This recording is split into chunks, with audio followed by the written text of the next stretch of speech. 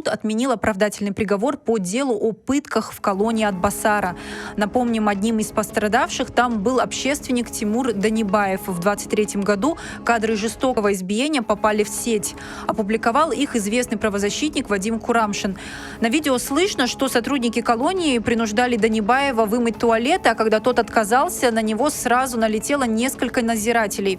Заключенного тогда повалили на пол и начали жестоко избивать до потери сознания. В МВД отрапортовали после об увольнении начальника и 11 сотрудников колонии. В отношении 12 начали сначала служебное расследование, а позже возбудили и уголовное дело. На суде потерпевшие заключенные рассказали о том, что их неоднократно пытали, избивали и грозили изнасиловать. В феврале этого года состоялся, в конце концов, суд над этими охранниками-насильниками. На суде присяжные заседатели, правда, полностью оправдали обвиняемых. Они сослались на то, что те якобы лишь исполняли свои служебные обязанности.